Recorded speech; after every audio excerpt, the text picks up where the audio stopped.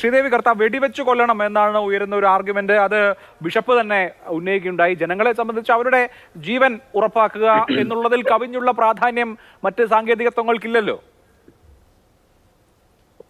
Okay, ക്രിസ്തുവിന്റെ ദാസനായ അദ്ദേഹത്തിന്റെ വായിൽ നിന്ന് തന്നെ ക്രിസ്തുവിനെ ഏറ്റവും പ്രിയപ്പെട്ടതും ഫ്രാൻസിസ് ഓഫ് അസീസി തന്റെ സ്വന്തം സഹോദരൻ എന്ന രീതിയിൽ കൺസിഡർ ചെയ്ത മൃഗങ്ങളെ വെടിവെച്ച് കൊല്ലണം എന്ന് പറയുന്നത് കേൾക്കുന്നത് ഒരു പക്ഷേ അദ്ദേഹത്തിന്റെ അനുഭവത്തിന്റെ ഇരുട്ടുകൊണ്ടായിരിക്കാം, എനിക്കറിയില്ല. പക്ഷെ ഒരു പരിധി വരെയൊക്കെ നമ്മൾ നമ്മുടെ ഹൃദയത്തെയും നമ്മുടെ ആത്മാവിനെയൊക്കെ മൂടാൻ അനുവദിക്കാവുള്ളൂ, പ്രത്യേകിച്ച് വൈദികന്മാർക്ക്.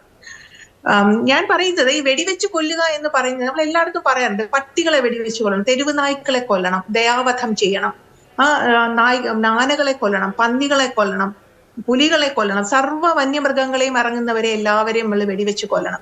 അതിന്റെ അടിസ്ഥാനമായിട്ടുള്ള പ്രശ്നം എന്ന് പറയുന്നത് എന്തുകൊണ്ട് ഇറങ്ങുന്നു എന്നുള്ളതാണല്ലോ.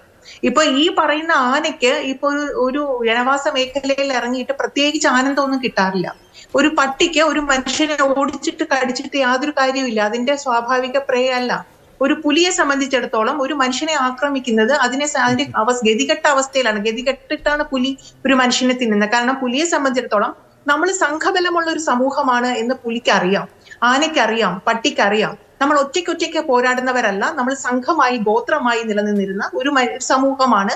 നമ്മൾ ഗോത്രമായി വേട്ടയാടിയവരാണ്. നമ്മൾ ഗോത്രമായി ആക്രമിച്ച് പിന്നെ മനുഷ്യനെയും മൃഗങ്ങളെയും ഒക്കെ നമ്മൾ അടിമകളാക്കി പിടിക്കുകയും ഉപദ്രവിക്കുകയും ഒക്കെ ചെയ്യുന്നവരാണെന്ന് അവർക്കൊരു കോഗ്നിഷൻ ഉണ്ട്. അപ്പൊ അതുകൊണ്ട് തന്നെ തീരെ ഗതികെട്ട അവസ്ഥകളിലാണ് ഈ ജീവികൾ കാട്ടിൽ നിന്ന് നാട്ടിലേക്ക് ഇറങ്ങുന്നത്. നാട്ടിലേക്ക് ഇറങ്ങിയാൽ കിട്ടുന്ന അനുഭവം അത്ര ശുഭകരമായിട്ടുള്ള അനുഭവമല്ല. താങ്ക്സ് ടു മീഡിയ ഓൾസോ ഒരുപാട് ഫ്രണ്ട്സി ക്രിയേറ്റ് ചെയ്യുന്നുണ്ട്, മീഡിയ ക്രിയേറ്റ് ചെയ്യുന്നുണ്ട്, ആൾക്കാർ അങ്ങോട്ടും ഇങ്ങോട്ടും പറഞ്ഞ് ക്രിയേറ്റ് ചെയ്യുന്നുണ്ട്, സോഷ്യൽ മീഡിയ ക്രിയേറ്റ് ചെയ്യുന്നുണ്ട്. ഒരുപക്ഷെ പണ്ടും ഇതുപോലെ ആനകളും പുലികളും പന്നികളും ഒക്കെ ഇറങ്ങിയിരുന്നു, അവർ ഒരു വശത്ത് കൂടി കോഎക്സിസ്റ്റ് ചെയ്തിരുന്നു. ആ കാര്യത്തിൽ അഭിപ്രായ വ്യത്യാസമുണ്ട്. മുമ്പത്തേതുപോലെ അല്ല എന്ന് തോന്നുന്നു. കാരണം നമ്മൾ ഇതുപോലെയുള്ള അനുഭവങ്ങൾ ആവർത്തിച്ചുണ്ടാവുന്നു.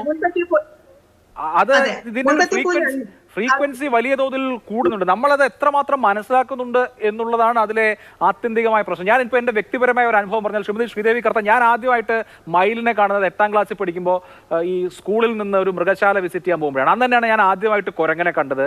അന്ന് തന്നെയാണ് ഞാൻ മറ്റെല്ലാ വന്യമൃഗങ്ങളെയും ഞാൻ 8ാം ക്ലാസ്സിൽ പഠിക്കുമ്പോഴാണ് ആദ്യമായിട്ട് കണ്ടത്. ഞാൻ ഈ കഴിഞ്ഞ ദിവസം എൻ്റെ വീട്ടിൽ പോയപ്പോൾ രാവിലെ ഒരു ഗ്ലാസ് ചായ എടുത്ത് പുറത്ത് നിൽക്കുമ്പോൾ ഒരു കൂട്ടം മയിലുകൾ വെളിയിൽ നിൽക്കുകയാണ്.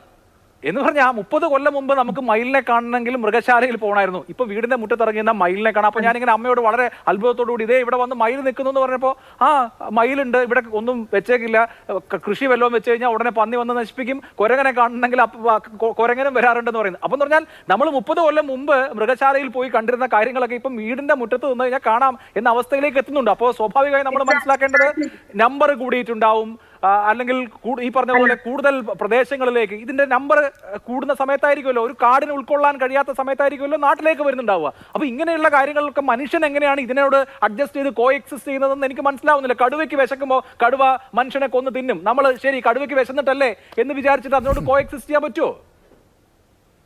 അങ്ങനെയല്ല, അതൊക്കെ തെറ്റിദ്ധരിച്ചിട്ട് നിങ്ങൾ പറയുന്നതാണ്. ഒരു നിമിഷം ഫാദർ, ഞാൻ വരാം. ഫാദർ ഒരു മിനിറ്റ്, ഞാൻ ഒന്ന് ആശ്വസിക്കും, ഞാൻ ഒന്ന് സമാധാനിക്കും പ്ലീസ്. ഞാന് ഇപ്പൊ താങ്കൾ തന്നെ പറഞ്ഞു, താങ്കളുടെ വീടിന്റെ മുന്നിൽ മയിലിനെ കാണുന്നു. എന്തുകൊണ്ട് മയിലിനെ കാണുന്നു? മയില് വളരെ കൃത്യമായിട്ട് സയന്റിഫിക് എക്സ്പ്ലനേഷൻ ഉണ്ട്. മയില് കാട്ടിൽ നിന്ന് നാട്ടിലേക്ക് ഇറങ്ങുന്നതിന്റെ ഒരു പ്രധാനമായിട്ടുള്ള ഒരു കാരണം കാടിനകത്തെ വരൾച്ചയാണ്. കാടിനെ ഉൾക്കൊള്ളാൻ പറ്റാത്ത മൃഗങ്ങൾ എന്ന് പറയുന്ന ഒരു മിസ്കോൺസെപ്റ്റ് ആണ്. കാരണം കാട് എന്ന് പറയുന്നത് നമ്മളൊരു വീട്ടിനകത്ത്, ഒരു കെട്ടിടത്തിനകത്ത് 3 മനുഷ്യര് അല്ലെങ്കിൽ 4 മനുഷ്യര് അല്ലെങ്കിൽ 5 മനുഷ്യരും കൂടെ വരുമ്പോൾ അതിന് ഉൾക്കൊള്ളാൻ പറ്റുന്നില്ല എന്ന് പറയുന്ന പോലെയല്ല. കാട് എന്ന് പറയുന്നത് ഒരു വളരെ ഡൈനാമിക് ആയിട്ടുള്ള ഒരു ഓർഗാനിസമാണ്. കാട്ടിലെ ജീവികളെ ജനിക്കുകയും മരിക്കുകയും പോവുകയും വരികയും ഒക്കെ ചെയ്യും. ഉദാഹരണമായിട്ട് 2017 നമ്മുടെ വനം വകുപ്പ് പുറത്തു വിട്ടിരുന്ന കണക്കനുസരിച്ചിട്ട് 5780ഓളം ആനകൾ നമ്മുടെ കാടിനകത്തുണ്ടെന്ന്. 2023 ആയപ്പോ അത് 2386 എന്ന് പറഞ്ഞാൽ 6 വർഷം കൊണ്ട്, ചുരുങ്ങിയത് 72 മാസം കൊണ്ട് 3320 ആനകളെ കാണാനില്ല. അത് നമ്മൾ ഞെട്ടിപ്പിക്കുന്ന ഒരു ഫിഗർ ആയിരുന്നു.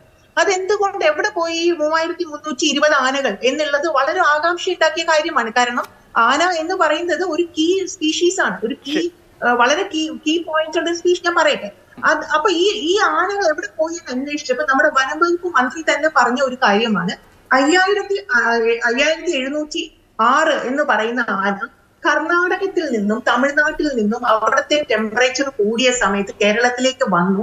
ആ സമയത്ത് എടുത്ത സെൻസസിന്റെ ഭാഗമാണ്. 6 വർഷം കൊണ്ട് വീണ്ടും അവർ മൈഗ്രേറ്റ് ചെയ്ത് അങ്ങോട്ടും ഇങ്ങോട്ടും പോയി. ഇപ്പൊ ഇന്നിറങ്ങിയ ആന പോലും ഒരു പക്ഷെ 6 വർഷം മുൻപ് കേരളത്തിലെ കാടുകളിൽ താമസിക്കുകയും ഈ സ്ഥലം വളരെ ഫെമിലിയർ ആയിരുന്നിരിക്കുകയും തിരിച്ച് വീണ്ടും ഹസനിൽ പോവുകയും അവിടെ ചിലപ്പോൾ ക്രോപ്പ് റൈഡ് ചെയ്യുകയും അവിടെ വെച്ചിട്ട് റേഡിയോ കോളർ ചെയ്യുകയും വീണ്ടും അതിന്റെ ഒരു ഫെമിലിയർ സ്പോട്ടിലേക്ക് മടങ്ങി വരികയും ചെയ്യാണ്. സോ കാട് എന്ന് പറയുന്നത് ഒരു മൈഗ്രേറ്ററി സ്പേസ് ആണ്. യു കനോട്ട് സേ ദാറ്റ് ഒരു കാടിനകത്ത് ഇത്രയും ആനിമൽസ് ഉണ്ട്, ആ ആനിമൽസിനെ അതിനപ്പുറത്തേക്ക് വരാൻ പാടില്ല എന്നൊക്കെ പറയുന്നതിനകത്ത് വളരെ അൺസയന്റിഫിക് ആണ്. ശരി, ഓക്കെ, നമുക്ക് അതിന്റെ എല്ലാ കാര്യങ്ങളും